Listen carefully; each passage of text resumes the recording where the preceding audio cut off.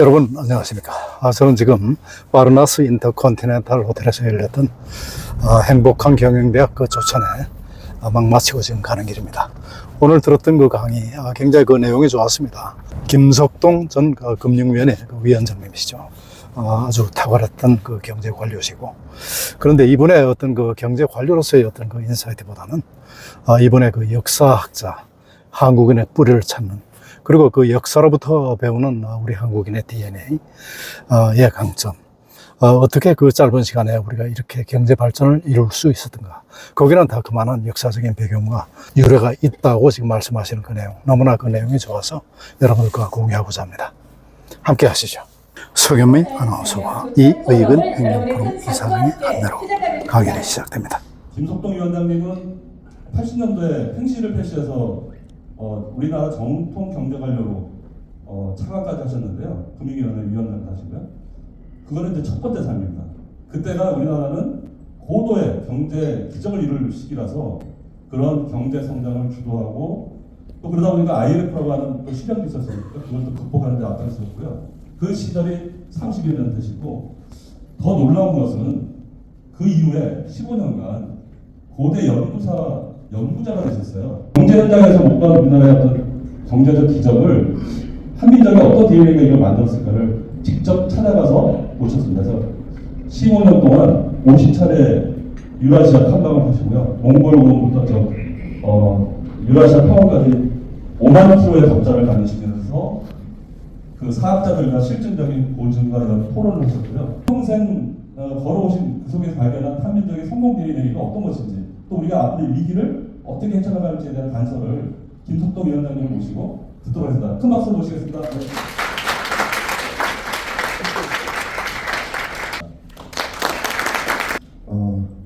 제가 미래를 정확하게 조금 전에 예측을 했습니다.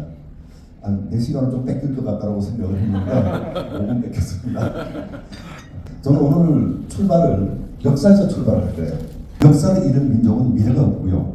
역사 없이는 미래를 예측할 수 없습니다. 1960년경부터 약 60년 동안 굉장한 일이 세계 경제에 벌어졌습니다. 무슨 일이냐면요, 이 사이에 세계 경제가 한 8배 정도 늘어났어요. 같은 기간 중에 이 사이에 세계 경제가 한 8배 정도 늘어났어요. 같은 기간 중에 대한민국 경제는요 45배가 늘어났습니다. 여러분 상상이 되세요? 1953년 대한민국 서울 남대문의 모습이에요. 그리고 제가 최근에 바로 똑같은 현장을 제가 직접 찍은 사진입니다. 이 기간 중에요 우리 실질 GDP가 60배 늘어났어요. 여러분 60배면 6000%입니다. 명목 GNI는 1100배 늘어났어요. 60불 돼 있던 1인당 GNI가 35,000불을 육박하고 있습니다. 어마어마한 일이 벌어졌죠. 우리는요 이 60년 동안 어마어마한 일을 해냈죠. 세계 10대 국가를 건설을 했어요. 이 세계 10대 국가를 건설했는데 그 주인공은 누구세요? 바로 이 자리에 앉아 계신 여러분들입니다. 대한민국 경제를 기적의 경제라고 합니다. 그래서 한강의 기적, 20세기 기적 여러 가지 표현을 합니다. 과연 기적인지 한번 잠깐 검증해 보도록 하겠습니다. 1500년대 소위 말하는 중상주의 국가가 출범한 이후에 정말 국가가 국가 자체로서 잘 살고 잘 살기 위한 정책을 만들고 세계로 뻗어나갔을 시대 이후에 굉장히 잘 나간 경제권이 5개 정도 있었어요. 첫째가 스페인입니다.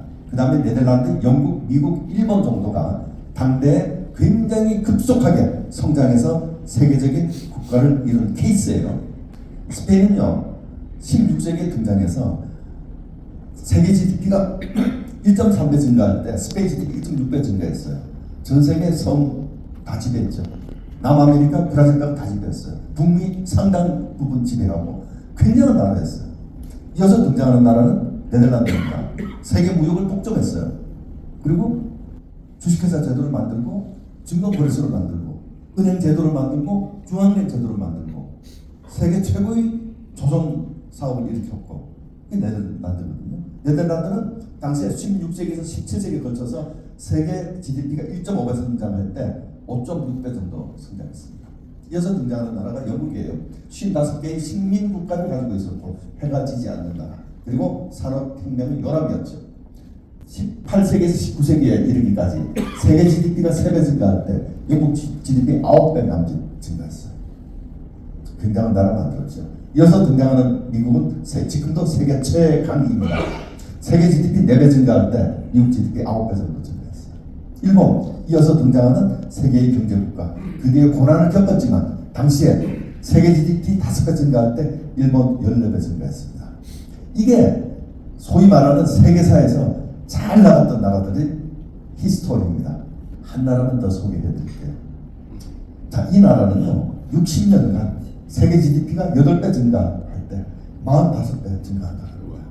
바로 여러분들이 직접 건설하신 대한민국이라는 나라입니다. 여러분, 제가 이 자리에서 다시 한번 여러분들께 감사 말씀 드리고자 합니다. 여러분, 정말 수고 많이 하셨습니다. 여러분들은 대한민국 현대사의 주인공들이세요. 오늘 여러분들은 제가 여러분들께 소개를 해드렸을 거예요. 2020년이 되자 대한민국은요, 드디어 세계 10대 국가를 건설했습니다. 여러분, 뭐가 있었나요?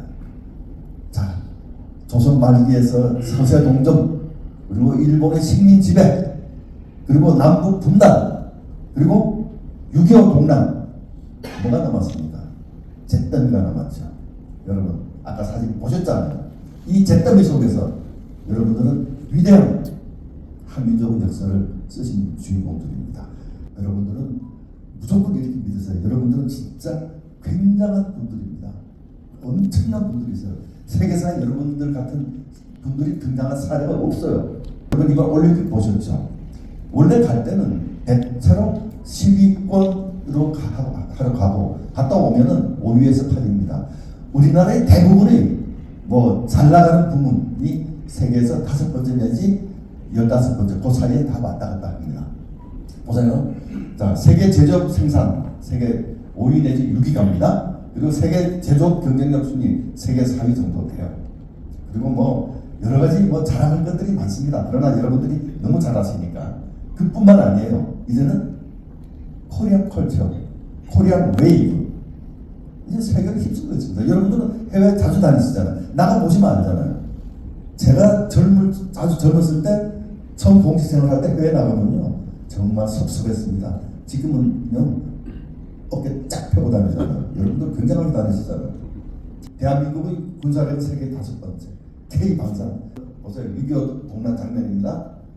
이 사진이 우리 현대사를 대표하는 사진들을 제가 직접 골라서 이렇게 만들었어요. 여러분, 이 사진 속에는요 여러분들의 피와 땀이 그리고 그 노고가 그대로 녹아져 들어가 있습니다. 이 위대한 대한민국 현대사는 바로 여러분들의 작품이세요. 이 사진 한 장은 바로 여러분들의 모든 노고에 대한 정말 감사의 한 장을 제가 따로 여기 마련했습니다. 여러분 정말 감사합니다. 자, 이렇게 기적이 일어났는데 여러분 궁금하잖아요. 어떻게 이렇게 기적이 일어났어요? 제가 설명할 때 GDP 중심으로 말씀드렸잖아요. GDP는 인력, 기술, 자본을 그냥 더한 겁니다. 그게 훌륭해야 되잖아요. 한번 볼까요? 훌륭한지. 인력, 한국인. 첫째, 한국인은 머리가 좋아요. 한국인 평균 IQ가 107입니다. 스위스 통계예요. 세계를 가지고 비교를 했어요. 107인데 전 세계에서 제일 높습니다. 압도적으로 높아요. 비슷한 나라는 싱가포르, 홍콩밖에 없어요. 도시밖에 없어요. 나라가 우리를 비슷하게 따르는 데도 없습니다. 이렇게 머리 좋은 사람이 굉장히 공부를 많이 해요. GDP 대비 공교육비 세계 1위입니다. 거기다가 여러분 사교육비 40조 정도 때려먹고 오신 분이 계시죠? 좋습니다. 그리고 유학생 13만 2천 명. 전 세계에서 중국, 인도 다음으로 많아요. 인구 15억짜리하고 교육입니다. 인구 대비로는요, 우리 한국 때문에 그래프가 안 그려져요. 그리고 대학 진학률, 인류 역사가 계속되는 한 우리 기록 안 깨집니다. 어마어마하게 이 머리 좋은 사람이 굉장히 공부를 많이 하는 거예요. 거기다가 일을 많이 해요. OECD 평균 근로시간은 1700시간 됩니다. 우리나라 2010년대 중반까지 2100시간 일했어요. 1990년대에는요 연간 근로시간 3000시간이었어요. 여러분, 이렇게 머리 좋은 사람이 공부 많이 하고 열심히 일하고 위대한 산업전사의 국가의 기초를 만든 것이 바로 대한민국 인력이었습니다. 두 번째로 기술, 우리 기술이 없었죠. 어떻게 했어요? 우리는 지금 다른 나라 하는 것처럼 안 했어요. 우리는 R&D 투자에 몰빵한 나라입니다. GDP 대비 R&D 투자 전 세계 1위입니다. 그리고 R&D 투자 절대 규모 전 세계에서 5번째 정도 됩니다. 우리는요 여기서 승부의 변곡점이 나타난 거예요. 우리는 기술에서 승부를 한 나라입니다. 정말 간 큰 나라죠. 마지막으로 자본, 돈이 없었잖아요. 돈이 없으니까 어떻게 해요? 우리는 과감하게 나라 문을 열었습니다. 외국 자본이 자유롭게 들어오고 나가도록 수많은 매판 자본론의 비판 속에서도 굴하지 않고 꿋꿋하게 외국 자본이 자유롭게 들어오고 나갈 수 있도록 우리 문을 연 대짱 있는 나라예요. 여러분 우리나라 옆에 굉장히 큰 나라 하나 있죠. 아직도 문 못 열고 달달 떨고 있는 나라 있어요. 자, 그런데 인력 기술 자본이 굉장히 훌륭한 건 맞는데 이게 기적의 깜이 되냐? 그래서 추가적인 설명이 필요한 것 같습니다. 그 첫 번째는 스트래티지, 우리 전략입니다. 대한민국은요 처음부터 어떤 전략을 세우냐면요 이 안에서 승부하지 않았습니다. 나가서 승부했어요. 해외에서 승부했던 겁니다. 여러분 생각해 보십시오. 빈털터리 나라가 그래도 일어나서 해보겠다 그러면서 나가서 먼저 승부한 거예요. 그래서 수출 산업을 일으켰죠. 이것이 대한민국 운명을 바꾼 선택이 된 겁니다. 여러분 그러나 이걸로도 기적이 설명이 안 되죠. 그래서 오늘 확실하게 설명할 수 있는 제가 부분을 말씀드릴 거예요. 바로 한국인, 한민족, 그리고 바로 여러분들을 설명하지 않으면, 그리고 여러분들이 DNA를 설명하지 않으면 대한민국 현대 기적의 역사를 설명할 방법은 없습니다. 제가 단언합니다. 저는 오랫동안 공부한 사람입니다. 여러분들을 설명해야지 바로 대한민국 현대사의 기적을 설명할 수 있습니다. 오늘 계신 여러분들은 굉장히 독특한 분이세요. 저는요 해외 여행 굉장히 많이 합니다. 금년에 7번 벌써 나갔다 왔고 제가 평균적으로 10번 이상 나갔다 와요. 100일 이상 저는 해외에 있습니다. 무수한 사람 만나거든요. 한국인들은 정말 독특해요. 이상해요. 근데 여러분들이 이상한 줄 모르세요. 왜냐면 여러분 옆에 계신 분들은 다 이상해서 이상한 줄 잘 모르고 실감이 안 나요. 그래서 제가 오늘은 여러분들께 잠깐 소개하는 시간을 갖도록 하겠습니다. 여러분들은 어떤 특징이 있냐면요. 이 4가지 특징이 있어요. 첫째, 끈질긴 생존 본능의 주인공이에요. 무슨 얘기냐면요. 한민족은요. 역사를 통해서 세계의 산업 현장을 통해서 보면요. 아주 뚜렷하게 나타나는 게 있어요. 고난과 역경 가운데서 더 강해집니다. 여러분, 증명된 겁니다. 여러분들은 어떤 존재가 하면요. 어려움을 당할 때 더 강해집니다. 그래서 한국 사람들은 굉장히 이상한 말을 쓰기 좋아해요. 하면 된다. 되면 해야 돼요. 근데 한국인은 그런 생각을 갖고 살아요. 내가 하면 될 것 같아. 고난이 닥쳐도 내가 이겨낼 것 같다. 여러분들 DNA 가운데 있는 거예요. 역사가 증명합니다. 세계의 산업 현장이 증명된 거예요. 두 번째, 선구자 기질입니다. 한국인들은요, 경쟁을 두려워하지 않아요. 어차피 해야 될 경쟁이라면 깨끗이 그 경쟁 전선을 놨습니다. 경쟁을 토대로 하는 자본주의 시장 연대를 자본주의 역사상 가장 빨리 체득한 나라가 대한민국입니다.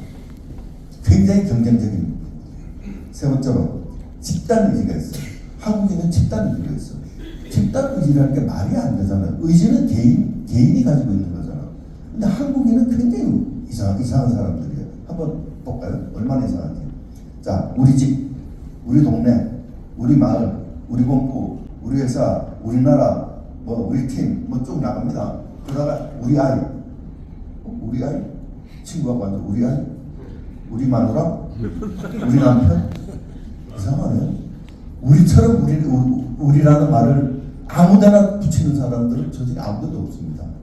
친구하고 앉아갖고 얘기하면서 여기서 있으면서 우리 아이? 아니 무슨 뜻이에요 그게? 그게 집단의식 때문에 그렇습니다. 우리 한민족은요 고대로부터 굉장한 집단의식이 있었습니다. 그래서 우리라는 말이 우리 입에 저도 자꾸 우리라고 그러잖아요. 우리 입에 붙어있는 겁니다. 그런데요 이 우리라는 집단의식이요 집단의식을 표출하는 때가 있어요. 무슨 얘기냐 그러면요 의지는 원래 개인의 몫인데 내가 뭘 해야 되겠다는 건데 우리가 뭘 해보겠다 하는 게 집단의지입니다. 이 집단의지거든요. 어마어마한 에너지를 가지고 있고 폭발적인 파워를 가지고 있습니다. 전제 조건이 있어요. 리더십이 섰을 때, 리더십이 정립됐을 때 그 집단 의지를 가지고 집단 의지는 폭발적인 에너지를 발휘하는 게 우리 역사고 우리 전 세계에서 있었던 우리 사회 현장에서 증명된 겁니다. 여러분 저를 믿고요. 여러분들 다 리더시잖아요. 여러분들이 리더십을 한번 발휘해 보세요. 여러분들이 집단은요, 진짜 엄청난 집단 에너지를 폭발시킬 수 있습니다. 여러분 이거는 굉장히 독특한 한국인의 그야말로 특성입니다. 마지막으로 한국 개척자 근성, 전 세계에서 가장 많은 사람이 나가 사는 사람은 중국 사람이에요. 그러나 가장 많은 나라에 나가 사는 사람은 대한민국 사람입니다. 한국인 없는 데 없습니다. 발견하시면 저한테 연락 주세요. 제가요 10수년 전에 금융정보분석원 원장, FI 원장직도 잠시했었는데 세계 출장 가는 게 일이에요. 대표단 수석 대표단 데리고 늘 걱정이야. 갈 때마다 공직자가 나가서 거기서 어떻게 보면 교민이 전 세계 다 있기 때문에 그 행동것이 똑바로 안 하면 욕먹잖아요. 맨날 그거 내가 잔소리하는 일이었다. 어느 해 출장을 가는데 큐라사오라는 데를 간다는 거야. 큐라사오 어디냐? 나도 어딘지 모르겠어. 어디야? 카리브해 저 끝에 있는 네덜란드의 안틸레스 제도에 있는 섬이래. 그래서 제가 처음으로 그 대표단 회의하면서 잔소리 안 했습니다. 거기는 아무도 없을 때니까 가서 니들한테 잔소리할 거 없다. 그래서 말 안 하고 갔어요. 비행기에서 딱 내렸어요. 마이애미에서 비행기 타고 다시 가면서 딱 비행기에 내렸어요. 비행기에서 내려서 들어오는데 처음 만난 사람이 한국 사람. 깜짝 놀랐어요. 또 한쪽 게 시켜놓고 이제 앉아 있는데 지나가는 차를 제가 유심히 봤어요. 메이드 인 코리아가 40%. 아, 여러분 세상에 그렇습니다. 한국인은요, 한국인 못 본 데 있으면 꼭 말씀해 주십시오. 제가 북극 갔었거든요. 한국 기지 있더라고. 한국 사람하고 한참 제가 놀다 왔어요. 자, 이렇게 개척자 근성이 있습니다. 자, 이 네 가지는요, 굉장한 특징이에요. 그런데 이 네 가지 특징을 비슷하게 가지고 있는 사람들이 산 흔적들이 있어요. 그 흔적들을 보여드리고 그분들하고 여러분의 관계를 잠깐만 말씀드리도록 하겠습니다. 자, 지금부터는요, 제가 2500년에 거친 유라시아 대초원의 역사를 말씀드릴 거예요.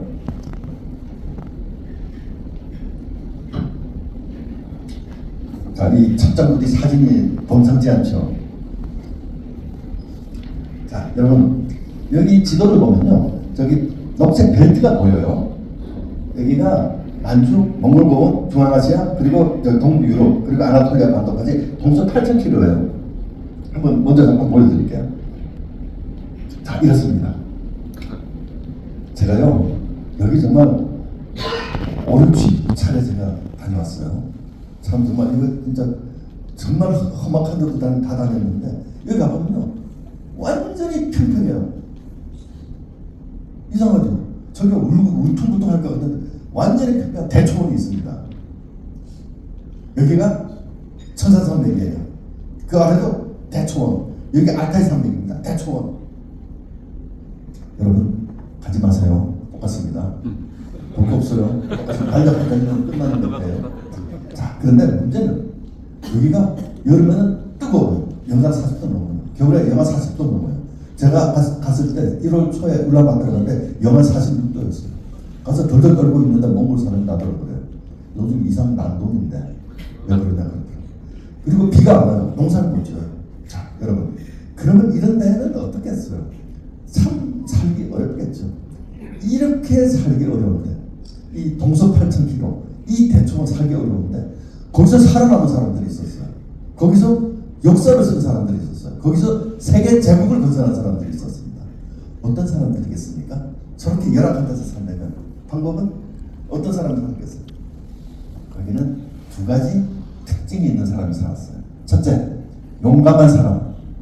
둘째, 영리한 사람. 이제 여러분 이제 아셨죠? 여러분 끄떡끄떡 하시잖아요. 아까 4개의 특징을 말씀드렸는데 그 4개를 인수분해하면 용감하고 영리한 존재입니다. 여러분 이 자리에 계신 여러분들은 바로 용감하고 영리한 분들이에요.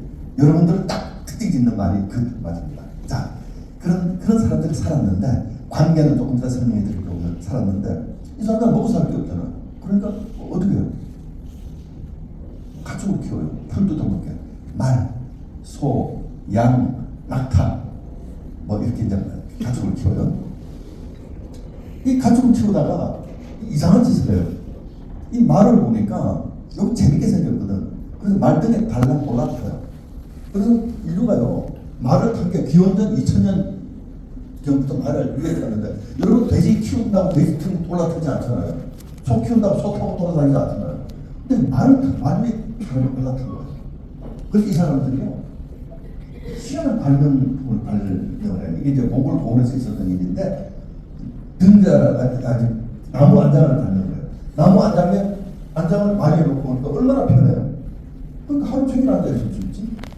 이번에는 등자라는 이 발걸이를 발명해요. 발걸이를 탁 대고 되니까 상체가 자유로워지잖아요.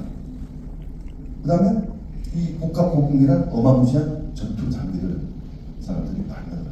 이 세 가지 발명품으로 인해 저 사람들이 처음에는 사냥을 했지만 군대를 만듭니다. 그 군인들이 이끌어서 기마민족 초원제국의 기마군단이라고 합니다. 이 기마군단은 어마어마한 파워를 발휘했죠. 당시의 보병들하고는 전쟁이 안 됐습니다. 그래서 이 사람들이 2500년 동안 세계사를 다 쓰게 돼요. 엄청난 사람들이에요. 자, 그럼 한 가지 예만 드릴게요. 여러분 여기에 송나라 사람들이에요. 송나라 보병인데 2000명이 있었어요. 여기 금나라, 여기 기병국가예요. 금나라 여러분들하고 같은 나라 사람들입니다. 이 금나라 기병 17명이 송나라 보병 2000명을 맞닥뜨렸어요. 이 기병이 크게 얘들들은 야 비켜 그랬습니다. 우리가 지나갈 테니까 비키라 그래요. 비킬 리가 없죠. 안 비켰죠. 그러니까 붙었어요. 붙어서 2000명 중에 1000명이 죽었어요. 그리고 1000명이 도망갔어요. 그리고 친절하게 역사 그대로 또 남아있어요. 이 17명은 다 살아남았어요.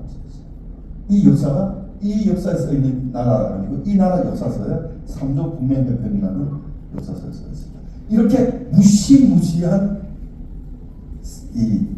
기마군단이 역사에 이제 등장하고 세계를 제패하게 되는 건데 그분들하고 여러분들하고 관계를 또 제가 설명을 해드릴 거예요.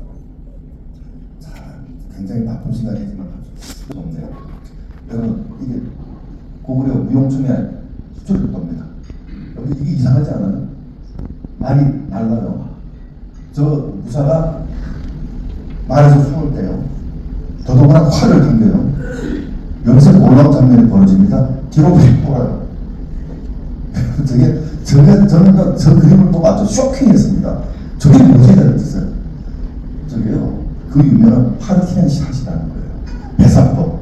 저게 전투 현장에서는요, 저걸 정말 무서운 겁니다. 얘들이 이쪽으로 가면 도망가는, 저쪽으로 도망가는 줄 알잖아요. 돌아서는 거예요. 공격하는 거예요.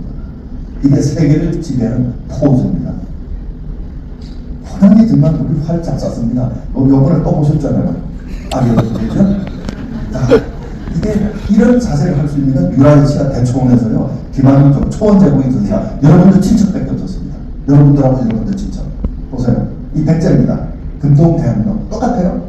말 달리고 무사 거꾸로 쏴요. 이게 돌골 무사예요. 여러분들 친척이에요.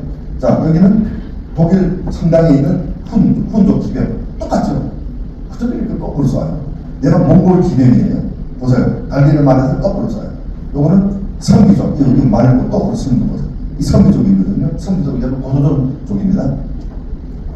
요거는 막고구를 249에서 찍어 온 거예요. 저 차례거든요. 공안에서 다 지킵니다. 제가 찍어 왔어요. 저게요, 저도 논리와 또 명문이 있어요. 저게 메이드 인 코리아예요. 저게 선비족입니다. 선비족은요, 여러분들랑 같은 사람이에요. 그렇기 때문에 저거는 중국인들이 하는 포즈가 아니에요. 한 적이 없어져. 여기 유라시아 대초원의 기마민족 초원제국의 전사들의 오리지널 포즈입니다. 자, 최초로 등장한 기마군단 역사에 군단이 스키타입니다. 자, 여러분 바로 이 땅을 500년간 지배했어요. 굉장하죠. 이거는 헤로도토스가 그 기록을 남겨놨죠. 스키타이는 아시아 기반 민족이에요. 자, 그런데 스키타이는 이건 좀 궁금하잖아요. 여러분 이게요. 아까 아닌데 이거 잘못됐다. 네. 넘겨드리겠습니다. 아, 됐다. 됐다. 아, 빛을 좀 비춰드리려고 했다가. 네. 아시아 유목민이고요. 자, 여기요. 이 사람들은 구르칸이라는 무덤을 많이 남겼어요. 이 무덤을 남기니까, 여러분 저 무덤 많이 보시는 무덤이죠? 딱 보면, 저거 어디서 봤는데? 많이 보셨죠? 한반도 남부서부터 한반도 인근에서 많이 보셨던 무덤입니다. 무덤이 있으니까 무덤 양식이도 우리가 똑같아요. 이상하잖아요. 이 무덤 속에 무덤이 있으니까 유물이 있잖아요. 유물의 특징이 있어요. 금으로 된 게 많아. 금으로 된 게. 여러분 전 세계에서 금으로 된 유물만큼 유명한 건 어디 있는지 아시죠? 전 세계 고대 왕관의 고대 금관의 80%가 한반도와 한반도 인근에서 발굴될 겁니다. 이 금을 굉장히 많이 사용합니다. 두 번째로 동물 문양들이 많더라. 동물의 문양을 가진 것들이 많더라. 자, 여러분 이게 서봉천 금관인데요. 여기 있는 엠블럼들이 유라시아 대초원의 엠블럼하고 똑같습니다. 남이라고 할 수 없을 정도로 똑같아요. 거기다가 요게요 동목이라는 청동 소치예요. 저게 식타이부터 한반도 남부까지 계속 이어집니다. 똑같습니다. 자, 이어서 등장하는 북방민족 초원제국의 전사들이 등장을 해요. 바로 이름하여 흉노, 선비, 돌골, 몽골, 여진 이렇게 등장을 합니다. 그런데 우리는 한마디로 딱 퉁쳤어요. 오랑캐. 근데 흉노는 700년, 선비는 1000년, 돌골 1400년, 몽골 700년, 여진 800년 동안 세계 제국을 건설했어요. 근데 중국 사학자들은 폄하하고 왜곡했어요. 서양 사학자들은 무시했습니다. 우리는 무관심했어요. 그래서 오늘 그 무관심으로 제가 그려드릴게요. 첫 번 등장하는 금왕민족 초원제국이 흉노예요. 흉노는 기원전 3세기에 중국 북방에 등장을 해요. 이 흉노가 등장을 하는데 이 흉노는요 어마어마한 세력을 가졌어요. 이보세요. 이 노란 땅이 바로 흉노 땅이에요. 흉노는 이게 터키 국제교과서에서 나오는 흉노예요. 터키 사람들은 흉노는 자기 조상이라고 해요. 요거 흉노. 근데 이 흉노가요 끊임없이 중국 북방을 공략을 해서 정말 이게 괴로웠죠. 맨날 조공 바치고 그러고 살았습니다. 자, 그런데 이 흉노가 이름조차도 흉측한 노예 이런 뜻인데 우리는 오랑캐인 줄 알았는데 이상한 일들이 벌어져요. 자, 첫째, 흉노는 무덤을 많이 남겼어요. 그 무덤이 우리 무덤하고 굉장히 비슷해요. 우리나라 무덤하고 똑같아요. 무덤을 많이 남겼습니다. 무덤 속에 유물이 있다고요. 유물 또한 비슷해요. 아침부터 기분 나쁘시죠? 그리고 중국 사서에 여러 가지 기록이 남아있어요. 이 사람들이 풍습이라든지 그 다음에 이 사람들이 관제라든지 이런 것이 남아있는데 여러분들이 고대 사서에 보면요 흉노를 고조선이라고 쓰고 있어요. 여러분 고조선이잖아요. 흉노 고조선. 여러분하고 흉노는 알아서 판단하시죠. 세 번째, 1796년에 경주 인근에서 신라 30대 문무왕명의 비석이 발굴이 됐어요. 바로 이겁니다. 이게 제가 신라 경주 국립박물관 직접 찍어온 건데 뭐라고 쓴지 아세요? 동맹에 경주 김씨 김가은은 흉노의 후손이다 라고 딱 부러지게 써 있어요. 이 돌멩이에 써놔서 위조도 안 돼. 여기 딱 그렇게 써놨습니다.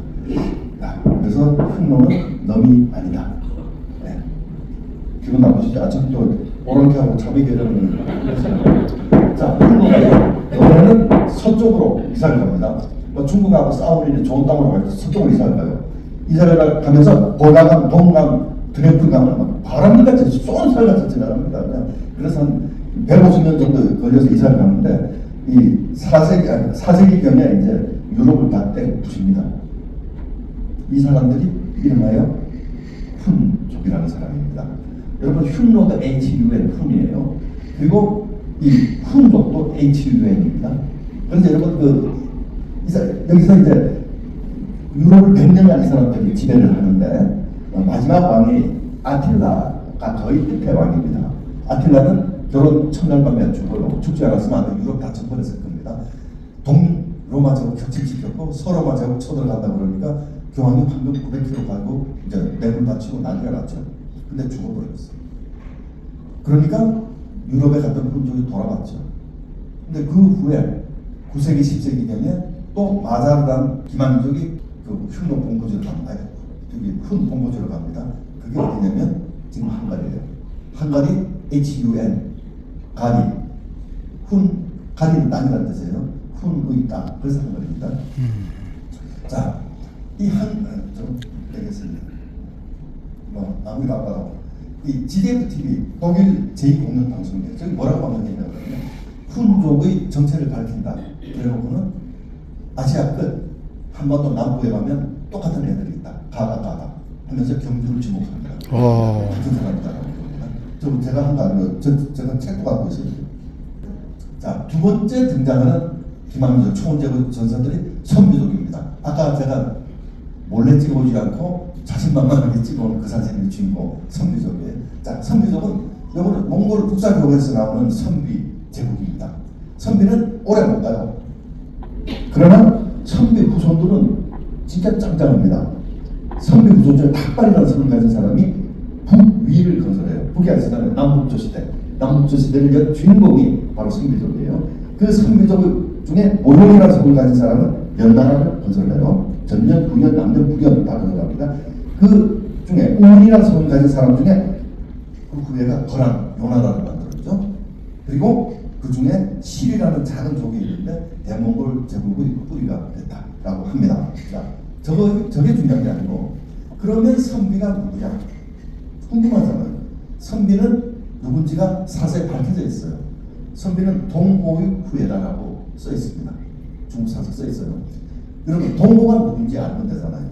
동호는 사서에 의하면 우리 고조선을 중국에서 부를 때 언제 또는 어느 지역은 동호라고 부르고 어느 지역은 예맥이라고 부르고 어느 지역은 숙신이라고 불렀습니다.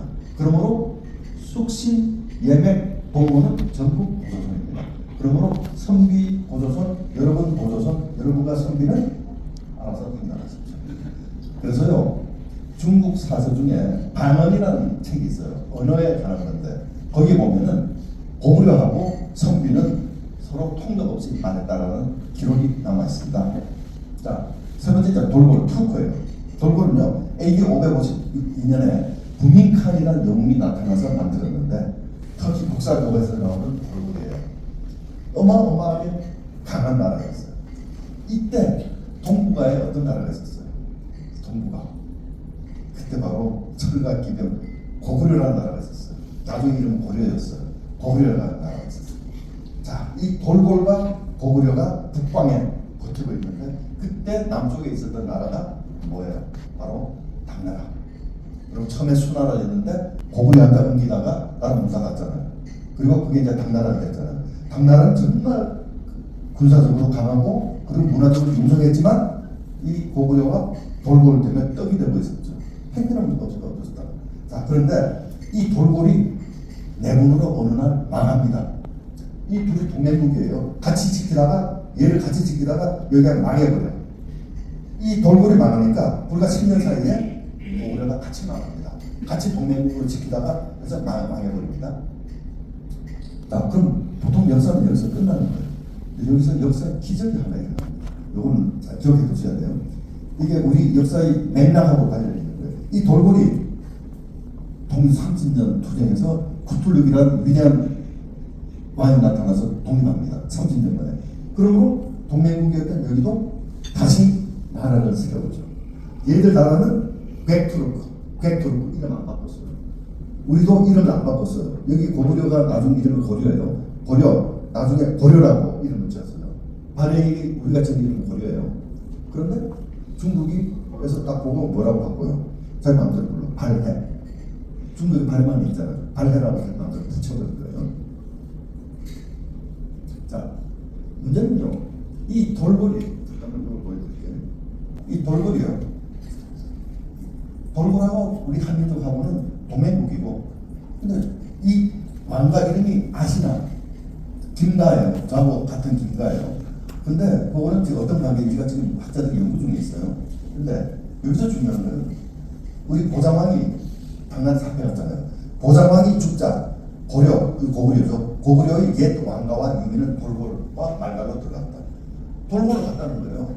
고구려 유민들이 돌고로 갔다는 거예요. 저기 당나라 저기 부담서에 있는 거예요. 그 증거가 나와요.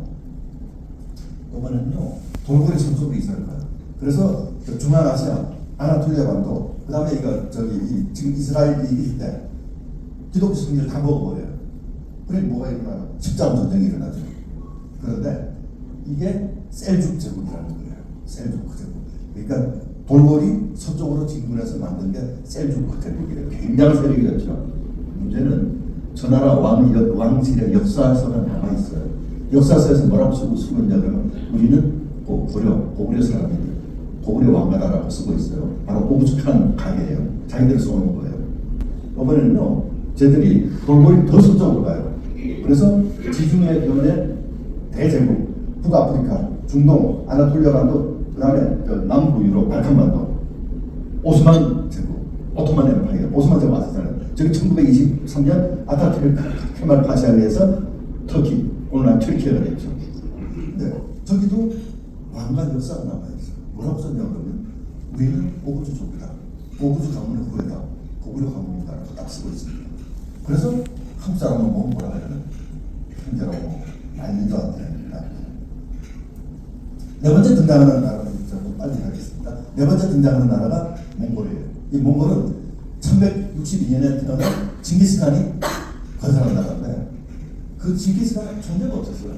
저 한쪽 귀퉁이에 있던 사람인데 갑자기 나타나서 대몽골 제국을 이렇게 건설을 한 거예요. 세계 문명권의 80%를 지배를 했죠. 그리고 이상한 거는 이 고려는 국채를 유지시키도록 전색이 딱 한 나라. 그 이유가 밝혀지죠. 오늘. 제가 징기스칸 고향까지 가봤어요. 탄생지까지 가봤어요. 600km를 17시간. 길도 없는데 차가요. 쿵, 쾅, 쿵, 쾅. 17시간 동안 저 죽다 살았어요. 술장차, 무리에 같은, 무속을 가지고. 탄생 800년 만에 이 비석을 세웠더라고요. 그래서 기념 사진을 가져왔는데, 몽골 옷에 내용물은 제가 들어가 있는데. 정말 고생만 했어요. 자, 몽골 제국이 망한 후에 티무르라는 사람이 등장해요. 나 징기스칸 후예다. 그래서 티무르 제국을 만들고 또 이번에는 인도에 바브르라는 사람이 들어가서는 무굴 제국을 건설해요. 그래서 1857년 세포이 한테 때 영국 한테 뺏기기 전까지 무굴 제국, 몽골 제국이었어요. 무굴이란 말은 페르시아어로 몽골이란 말이에요. 굉장히 오래 갔습니다. 우리 친척들 굉장히 오랫동안 했어요. 왜 우리 친척인지 말씀해 드릴 거예요. 여진, 여러분 참 이 역사가 중요하기 때문에 말씀 안 드릴 수가 없는데, 여러분 저기 고구려가 있었어요. 나중에 이름을 고려했어요. 망하고 나니까 어디는 뭐가 있었어요? 다시 고려가 만들어졌죠. 중국 사람들 발해라고 그랬잖아요. 그 발해가 926년에 망했죠. 요 나라에 그란에 망했잖아요. 자, 발해가 망하고 나니까 그 땅을 중국 사람들이 딱 보더니 저거 우리가 발해라고 불렀는데 저 땅을 이제 어떻게 부르지? 그래서 창명을 합니다. 여진. 저 땅에 사는 사람은 뭐라 부르지? 여진족. 됐습니까? 여진이 누구고 여진족이 누군지 아시겠죠? 고구려 땅 그리고 발해 땅을 그냥 여진이라고 부르고 거기 사는 사람은 여진족이라고 부른 거예요. 자, 이 여진족 중에 12세기 초에 아골타가 등장해서 금나라를 건설해요. 그 유명한 기령 국가를 건설합니다. 자, 그 이후에 17세기 때 들어와서 누르하치가 그 후금 나중에 청나라가 되죠. 네, 재밌습니다. 만주 올리고 황새에서 가집니다. 자, 누르하치 가문은 금나라와 갈래가 같다. 금나라 사람과 같다. 발해왕은 무속. 뭔지 아시겠죠? 자, 이런 거꾸로 사람입니다. 황새 임금이 직접 쓴 거예요. 중앙아시아 일대와 알타이 산맥을 지나서 몽골공원, 알타로스, 만주, 바레만, 한반도까지 내려온 북방계가 70% 얘기가 나옵니다. 반제어 시태호 선생님 이렇게 했습니다. 제가 복잡하게 설명드렸잖아요. 여진, 선비, 몽골, 흉노 등은 원래 여러분들의 동족이었다. 됐습니까? 여러분은 동족이잖아요. 역사적으로 아까 제가 하나하나 설명해 드렸잖아요. 자, 아무리 바빠도 요거만 잠깐만 설명을 드릴게요. 자, 오즈몬 고구려 만들었어요. 그 다음에 고장왕이 마지막 왕이에요. 왕이 안 된 사람 중에 오우즈칸이라는 사람이 있습니다. 아까 말씀드렸죠. 오우즈칸. 이 오우즈칸의 산대손의 대조영이라는 사람이에요. 이거는 그 전원철이라는 국방사학자가 책에 있는 대로만 그림, 굉장히 복잡한 그림을 제가 간편하게 갖고 왔어요. 그 동생이 대야발이에요. 이분 아시잖아요. 이 대야발이 4대손의 금행이에요. 이 금행의 둘째 아들이 한보, 이 7대손이 아볼타입니다. 금나라.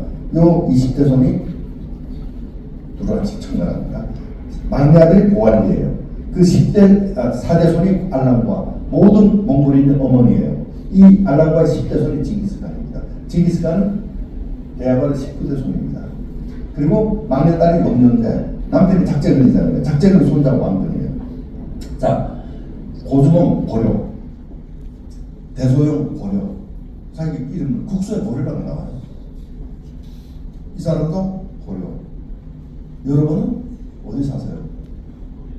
코리아. 네 번째 고려 사입니다. 그리고 우리가 코리아라는 이름이 나온 거는요, 고구려 때 나온 겁니다. 오르온 비문에 써 있습니다. 몽골 고령 오르온 계곡이 있거든요. 저는 금년에도 갔다 왔습니다. 거기에 돌멩이 써놨어요. 그래서 우리는 고구려사가 우리 역사라고 주장을 하는 겁니다. 우리 역사가 아니고 중국의 지방 정부 역사라면 우리는 나라 이름 국명을 바꿔야죠. 자, 그러면 우리 역사책에는 우리 이런 역사에 대해서 뭐라고 써놨는지 잠깐만 소개해드릴게요. 우리 역사책에 최초로 나오는 나라 이름이 한국이라는 나라가 나와요. 여러 군데 나옵니다. 근데 우리는 배우지도 않고 가르치지도 않고 관심도 없고 신화로도 안 쳐요. 아예 이런 책들이 한국이 나오는데 언제 어디 있었는지 모르는데 하여튼 책에 있었다고 써 있어요. 자, 그런데 우리나라 상해 임시정부가요. 임시정부 때는 이 한국이 우리 청나라라고 공식 문서에 쓰고 있습니다. 우리 민족은 처음 한국이 창립된 이래 단군 부여 사만 삼국 고려 조선을 거쳐서 정부에서 직접 쓰던 거였습니다. 이 한국이 어디 있었는지 모르지만 중앙아시아나 알타산맥 일대에 있었던 것으로 추정을 하고 있는데 여기에 재밌는 연구가 있습니다. 이 한국 사람 중에 이 서쪽으로 간 사람들을 수메르인들이라고 합니다. 그래서 서양 민족의 원료가 됐다고 그러고 여기서 동쪽으로 가는 사람들을 배달민족이라고 한다는 유력한 연구가 있어요. 배는 박다는 뜻이고 다른 땅입니다. 밝은 땅으로 갔다. 그래서 배달민족 동쪽으로 갔다. 그래서 여러분들 그런 말씀 들었을 거예요. 수메르인하고 우리가 관계가 있다. 그리고 뭐 유대인과 관계가 있다. 그게 다 여기서 나온 얘기입니다. 자, 그건 이제 검증이 안 된 얘기이기 때문에 주목하실 건 없고 재밌는 얘기는 자, 그래서 우리가 이렇게 배달민족이 됐는데 요즘 젊은 어린애들 어떻게 생각해요? 배달민족하고 딱 택배민족 되는 거야. 이게 진짜 잘 가르쳐줘야 됩니다. 자, 그 다음에 등장하는 나라가 배달민이라는 나라가 등장을 해요. 우리는 이것도 역사를 찾지도 않죠. 근데 중국에서 드디어 이 역사를 정식 역사를 인정을 해버렸죠. 우리 치우천왕이잖아요. 치우천왕이 배달국 시대에 있었던 우리 조상입니다. 군사의 신이죠. 병신이라고 하죠. 복잡한데 제가 생략합니다. 자, 그 다음에 단군 조선, 우리는 신화라고 하잖아요. 그리고 BC 3세기 내지 4세기 내지 5세기 있었다. 이게 우리 교과서 갖고 온 거예요. 우리 교과서 이렇게 가르쳐요. 자, 대동강변에 있었다. 그때 위만 조선이 쳐들어왔다. 그리고 한사군이 한무제가 쳐들어온 한사군이 됐다. 이거 우리가 하면 되잖아요. 자, 요거는요. 근데 이제 많은 학자들이 새로 등장했죠. 요 그림은 당국대학교 윤례 교수가 복원한 고조선도인데요. 만주 일대 고조선은 그리고 여기 바레만 일대 그리고 한반도에 거쳐있던 대제국인데 특히 기원전 24세기에 있었다. 그리고 위만조선 한사군은 고조선 변방에 있었던 변방의 북속이었다. 여기 지금 힘으로 보이는 학설입니다. 제가요 이 블라디보스톡에서 기차를 시베리아 횡단 열차를 타면 어디까지 가냐면 여기 바이칼호까지 가요. 튀어버립니다. 자, 이런 장면이 벌어지죠. 여러분, 버킷리스트로 꼭 한번 하십시오. 이 인생도 있습니다. 사이좋게 타고 가세요.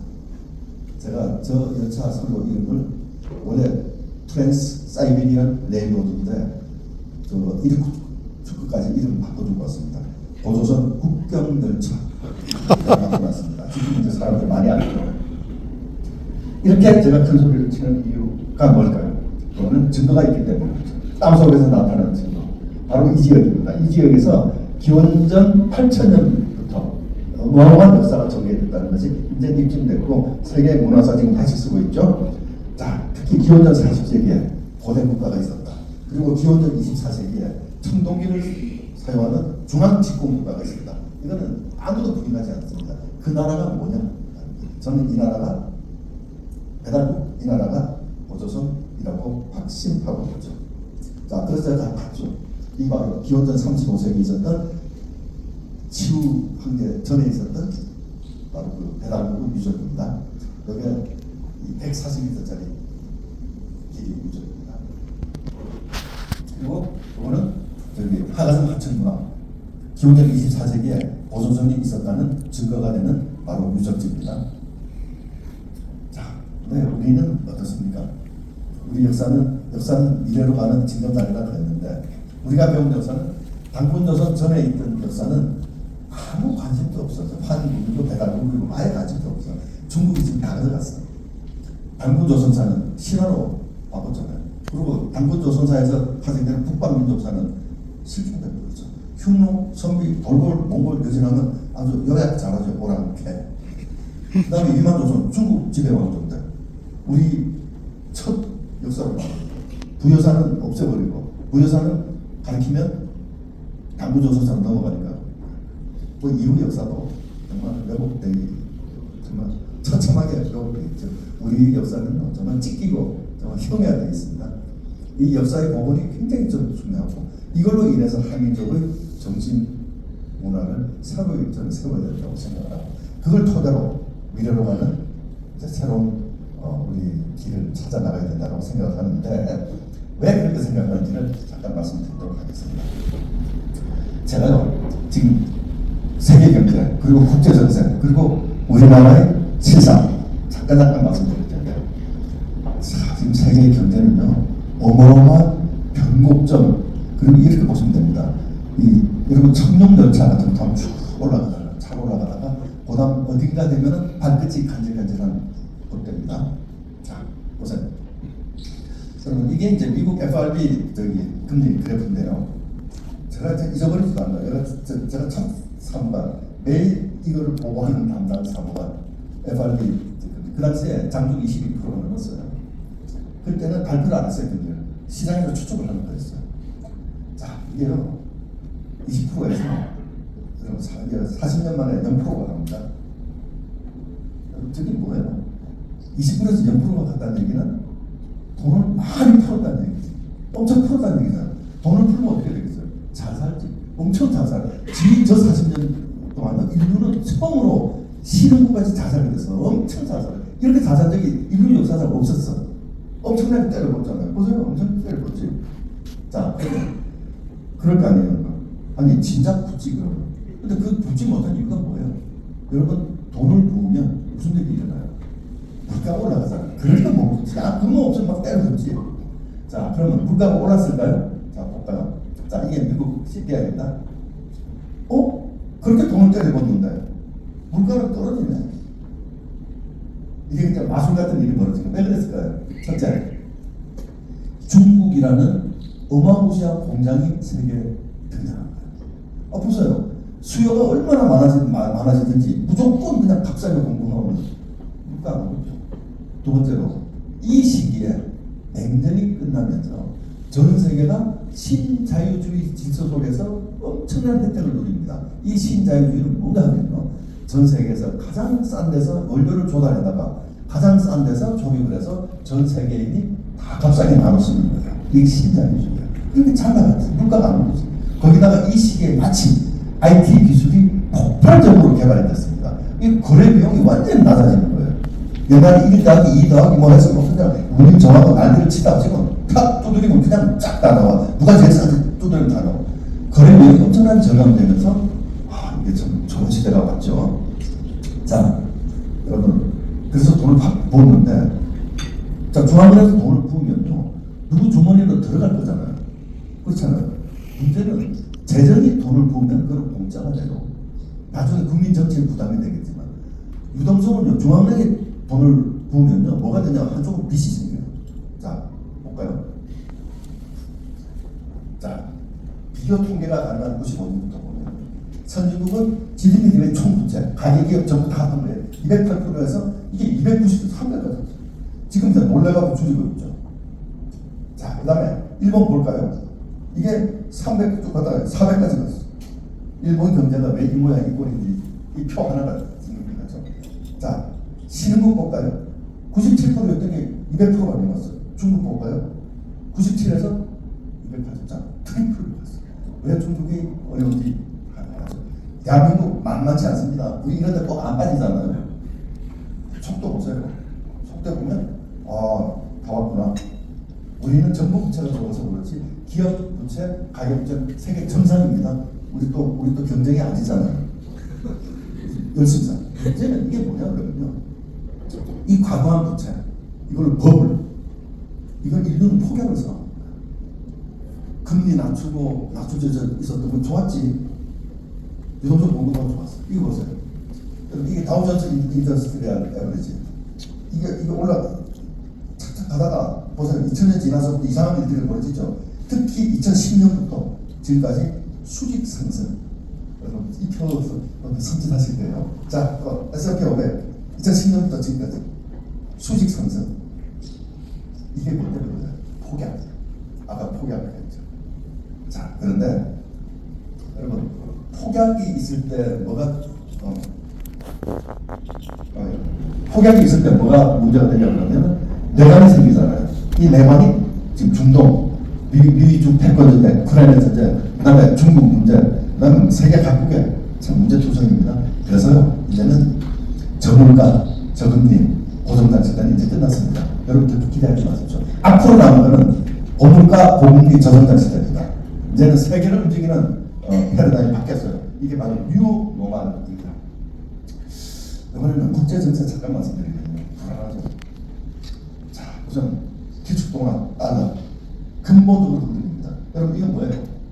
US 100불입니다. 저거 이상한 마술이 벌어지고 있어요. 저 100불짜리 주면요 다른 나라 가서 잠도 자고 재워주고 물건도 주고 뭐 밥도 주고 별걸 다 해줘요. 이상하네요. 이상한 거 생각 안 했어요? 이 종이 하나 찍는데 19센트 들어요. 19센트 들는데 지금 한 14, 5만 짜리가 딱 되거든요. 그 시너리지 이펙트라고 그러죠. 이게 왜 그럴까요? 달러가 기축통화이기 때문에 그렇습니다. 기축통화. 근데 달러가 왜 기축통화일까요? 이게 브레튼우드 회의 장면입니다. 이 회의에서 이렇게 약속을 했어요. US 35달러를 가지고 오면은 미국에서 금일 온수를 바꿔줍니다. 약속을 했어요. 그러면 오케이. 그만 바꿔준다니까 그 쓰면 되잖아요. 그래서 그 태양 시대인데 지금 금가가 얼마예요?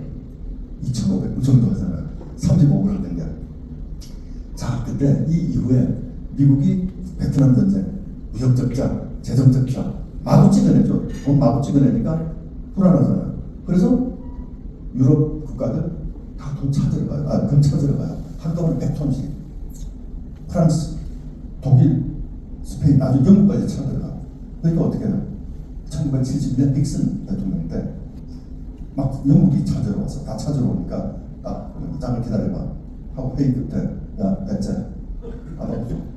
이제 대혼란이 생기잖아요. 대혼란이 생기니까 어떻게 해요? 이번에는 키신저라는 사람이 등장하죠. 그래서 파이잘 왕을 찾아가요. 사우디 가서談判을 합니다. 내가 너 왕자를 지켜주고 무기도 대주고 탄약도 대주고 석유 루트도 다 보호해줄게 하니까 그거 고맙지. 근데 세계 최강국이 해주는 거 고마운데 나는 뭘 해주는데 간단해. 너 앞으로 기름 팔 때 달러만 받아. 간단한 거지 뭐. 오케이. 그래서 페트로 달러가 되는 거예요.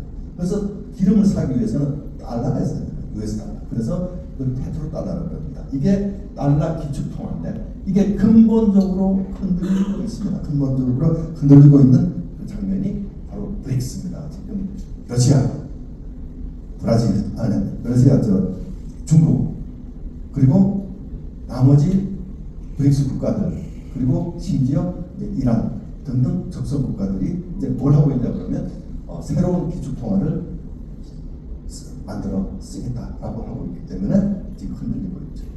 그 다음에 미중 패권 전쟁이 지금 일어나고 있죠. 안 끝납니다. 예. 그리고 더더구나 이게 진영 간의 대결로 지금 확산되고 있기 때문에 더욱더 안 끝납니다. 자, 이게 국제 정세가요. 미중 패권 전쟁 사이에서 이렇게 복잡하게 벌어집니다. 무역 전쟁에서 출발해서 기술 전쟁, 공급망 전쟁, 경제 안보 군호화까지 대한민국 위치를 어디서 만들어야 되는지 제가 이거 아주 힘들어 그린 그림입니다. 저 브릭스를 중심으로 하는 세력들, 특히 러시아, 중국, 이쪽은 미국과 나토, 그리고 나머지 국가들이 어떻게 포지셔닝을 해야 되는지 정말 지금 작동의 세계는요.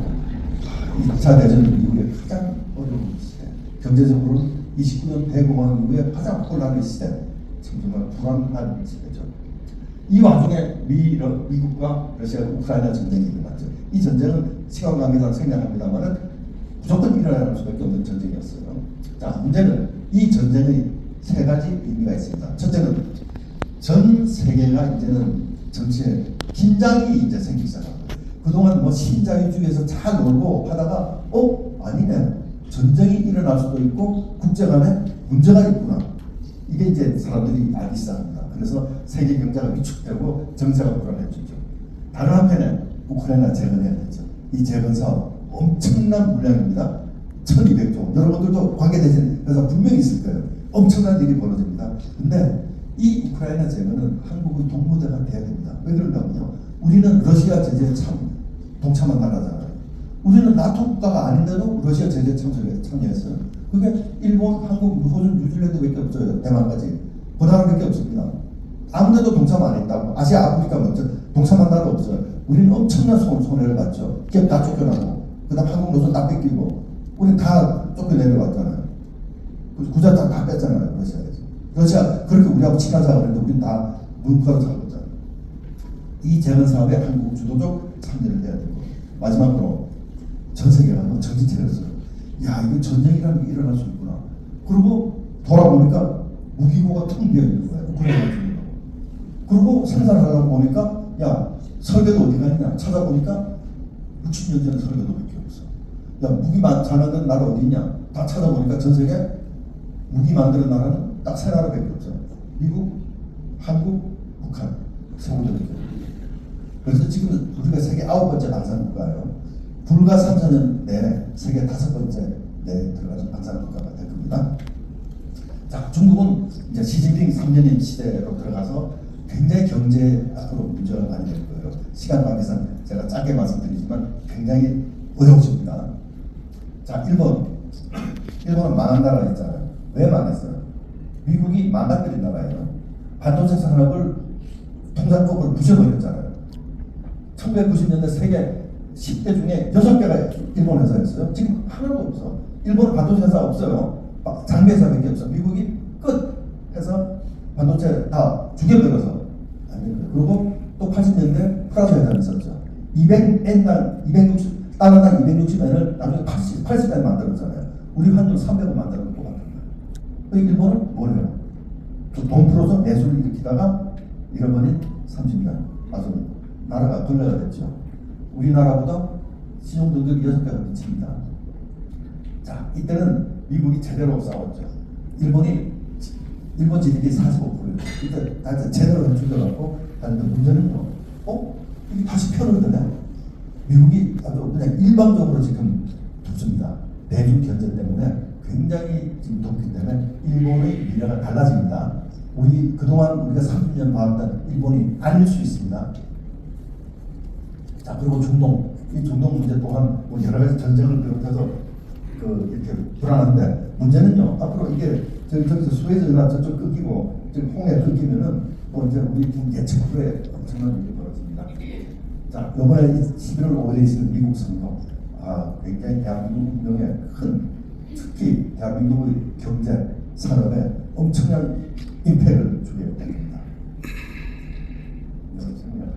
자, 그런데 마지막 말씀 나와 계셔서 자, 우리 경제가 어떤 수준이냐면요. 지금 보면은 여러분 정말 이게 뭐죠? 보실래요? 가계부채 세계 1위, 기업부채 세계 1위.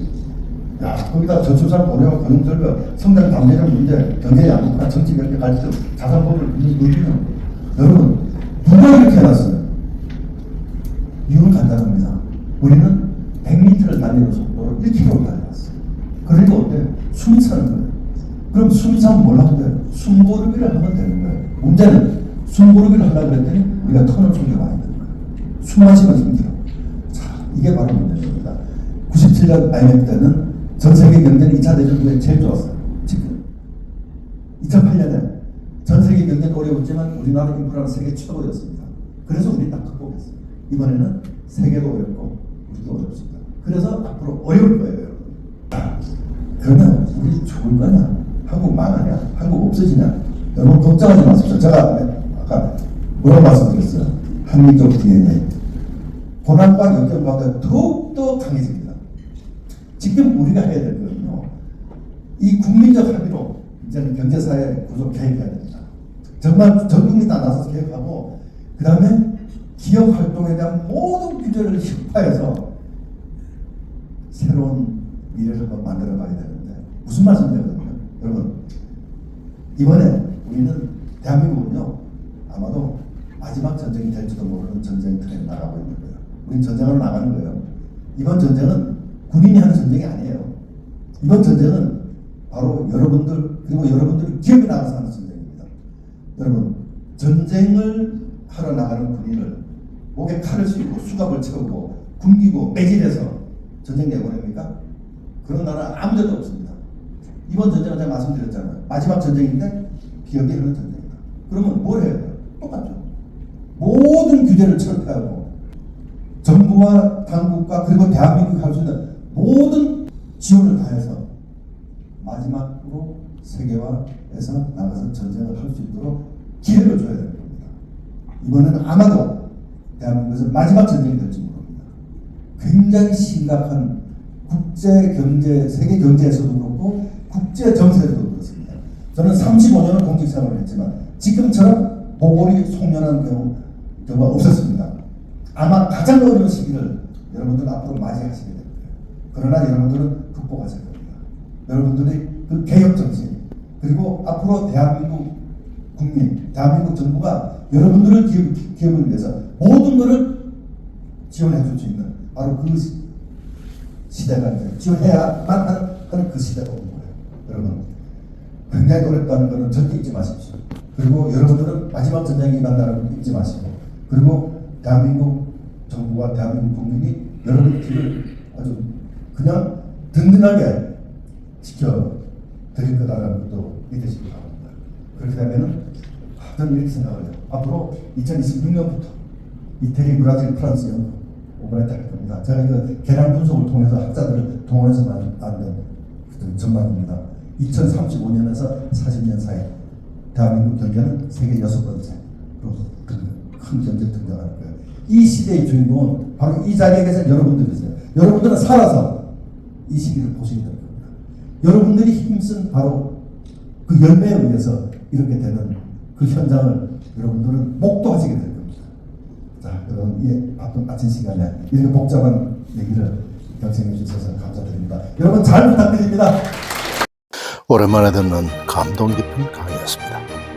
우리 한국인이 지금 잘 나가고 있는데 그 이론적 근거, 역사적 근거 이런 것을 발품을 팔아가면서 하나의 역사적 학문으로서 체계적으로 정리하신 김미석동 위원장님, 저는 이런 삶을 참 존경합니다. 자신의 화려한 커리어에 안주하지 않고 늘 이런 새로운 도전과 그리고 국민 민복을 위한 이런 행보, 이런 것들은 우리가 정말로 배워야 되지 않을까 생각해 봅니다. 우리의 뿌리가 그저 생긴 것이 아니라 우리는 DNA부터 남달랐다, 이런 자부심을 가지는 동시에 지금 전개되고 있는 사상 유례가 없는 세계 경제 전쟁하에서 우리가 어떻게 살아남아야 되는가, 그 방법과 하면 된다는 자신감을 불러일으켜 주신 김석동 위원장님 대단히 감사합니다. 강의 내용도 훌륭했고 또 이 강의를 수강하는 행정포럼 멤버들의 수강 태도도 대단히 훌륭했습니다. 당연히 질의응답이 이어지겠죠. 네, 감사드리고요. 저희 지금 시간이 한 4분, 5분 정도 남았는데 어떻게 질문을 받을까요, 위원장님? 네, 질문 그러면 한 2분 정도만 받도록 하겠습니다. 네, 질문하실 분 손 한번 들어봐 주시겠습니까? 네, 오늘 너무 인사이트풀한 강의 감사드리겠습니다. 저는 한국기술경영원의 황병석 대표라고 합니다. 우리 금융위원장님께서는 금융 전문가, 경제 전문가이신데 어떻게 역사적으로 우리 한민족의 뿌리를 그렇게 관심을 갖게 되셨는지 어떤 계기로 그런 생각 공부를 하게 되셨는지 궁금해서 질문드리겠습니다. 네, 감사합니다. 제가 참 파란만장한 인생을 살았거든요. 저는 이제 첫 직장이 삼성물산이었어요. 그리고 둘째 직장이 제가 무역회사를 차렸습니다. 제 꿈이 바로 여러분들 같은 자리에 앉는 게 제 꿈이었습니다. 근데 2차 오디션 때문에 회사 문을 닫고 참 제 인생이 다른 행보를 찾았는데 원래 저는 역사를 하고 싶었던 사람입니다.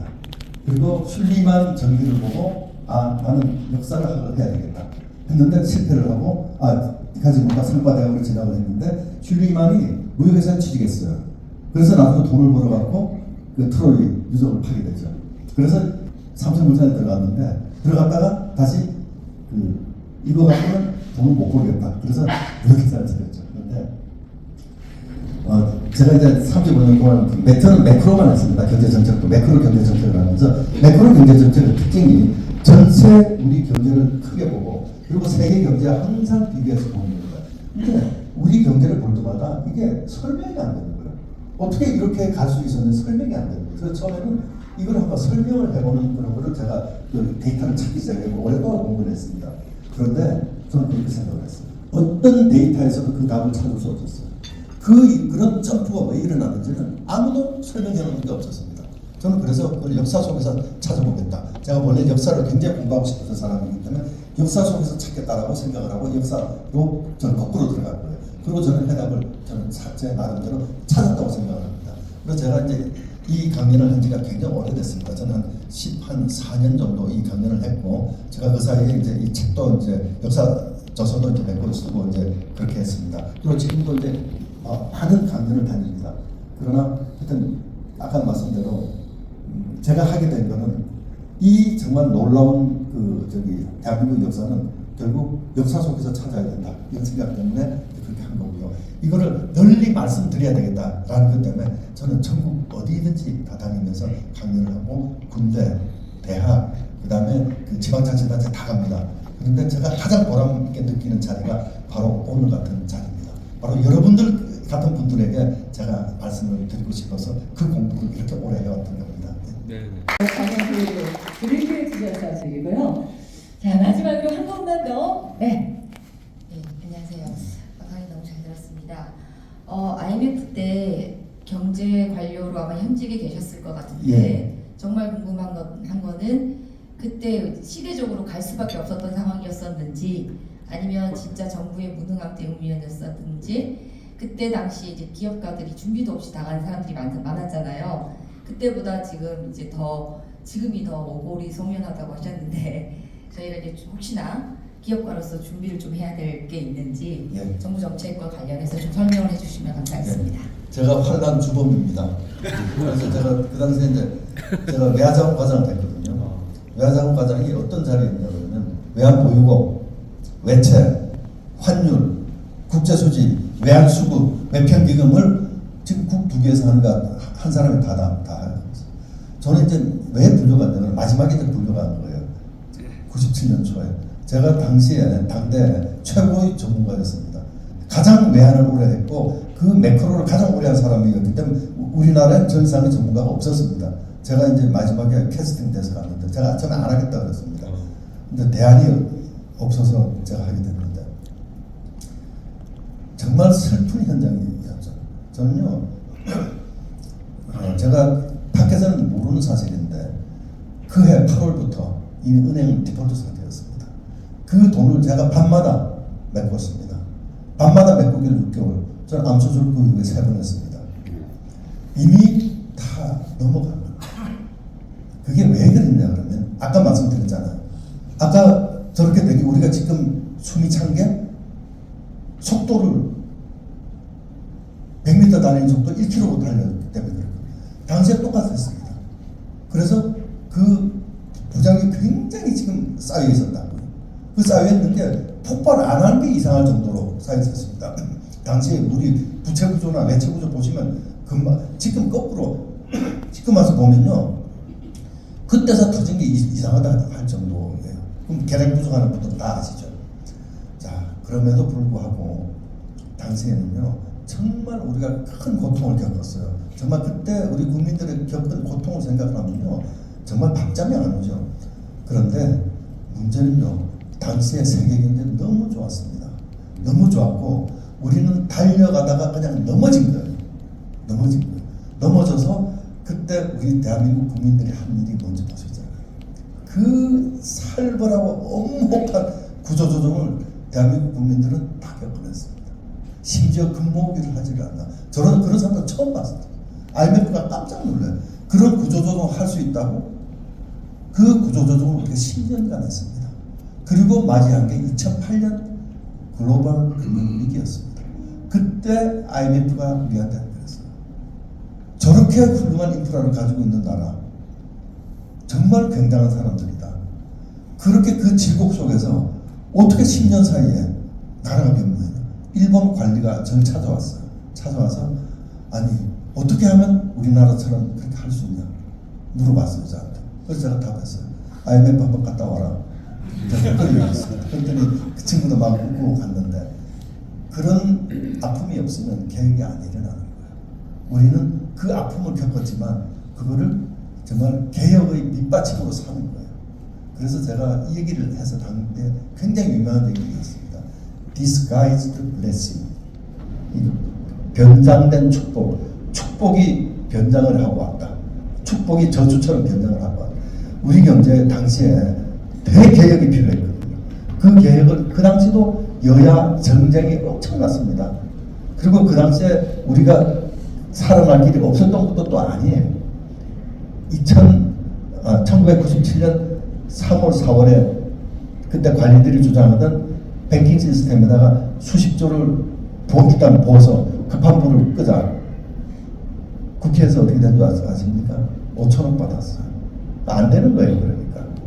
그러나 그때 우리 국민들은 너무나 큰 고통을 겪고 있지만은 대한민국 경제는 결국 그거를 딛고 일어선 거예요.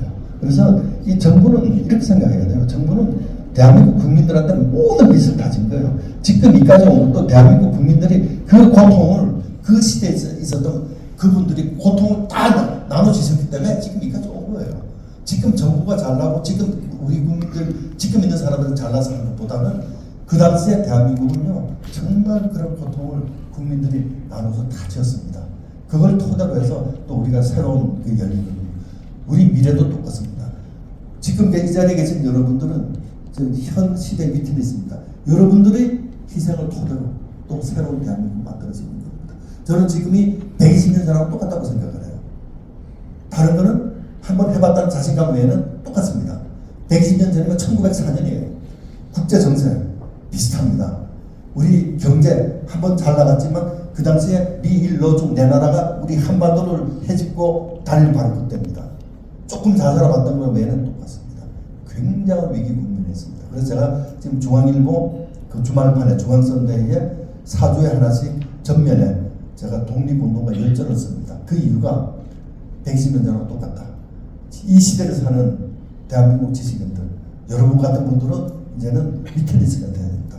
이제는 입을 열어서 나라가 어디로 가야 되는지 얘기를 해야 된다. 여러분도 참지 마세요. 하고 싶은 얘기 다 하십시오. 이대로 가면 망합니다. 망하지 않으려면 대한민국 지식인 사회는 총동원령을 내려야 됩니다. 여러분은 여러분들이 계신 위치에서 할 말 다 해야 되고 교수들은 교수들대로 언론인대로 다 이제는 지식인들은 다 나라를 위해서 입을 열어야 할 거라고 저는 믿어 의심치 않습니다. 그래서 독립운동가 열전을 한 분 한 분에서 제가 100분을 쓰는 걸 목표로 100분을 쓰면은 제가 8년 걸립니다. 제가 고달프지만 그 길을 가고자 합니다. 여러분들은 정말 이 시대의 미트니스가 되셔서 다시는 97년에 그런 것 같은 저 위기를 또 국민적인 고통, 국민들의 고통을 주지 않도록 같이 있으면 좋겠습니다. 정부만으로 힘으로 절대 안 됩니다. 여러분 같은 위대한 산업 전사들이 정말 앞장서셔야 될 거로 저는 생각합니다. 이상으로 김석동 위원장님의 행정포럼 특강 모두 마치겠습니다. 조금 긴 내용이었지만 여러분 경청하셨으리라고 생각합니다. 경청할 만한 가치가 있습니다. 아울러서 김석동 위원장님의 역저, 김석동의 한민족 DNA를 사설하는 책을 소개하면서 건택TV 인사드립니다. 대한민국 경제사령관에서 고대사 연구가로 변신한 김석동 전 금융위원장이 한민족의 기원을 추적했습니다. 부국강변과 경제성장을 이룬 불굴의 한국인의 정체성을 북방제국의 웅대한 역사에서 찾아냈습니다. 저자는 이 책을 쓰기 위해 10년간 박람강기한 역사 공부는 물론 몽골 고원부터 중앙아시아 유럽 대평양에 이르기까지 총 5만 킬로미터에 달하는 대정장을 떠났습니다. 저자는 오랜 고대사를 가지고 있는 우리가 한민족의 활동 무대를 한 번 더 중심으로 축소하고 우리 역사를 고구려 백제 신라의 삼국시대 이후로 위축시키는 교육을 하고 있는 데 대해 아쉬움을 나타내고 보다 넓은 시야로 역사의 흐름을 꿰뚫어 보고자 합니다. 만주 대륙에서부터 몽골과 중앙아시아 그리고 중동, 유럽, 이집트 북극까지 유라시아 대초원과 실크로드를 따라가는 대장정이 흥미진진하게 전개되고 있는 이 책 한민족 DNA를 사서서 꼭 일독해 보시기 바랍니다. 권대욱TV였습니다. 오늘도 행복한 하루 되십시오. 감사합니다.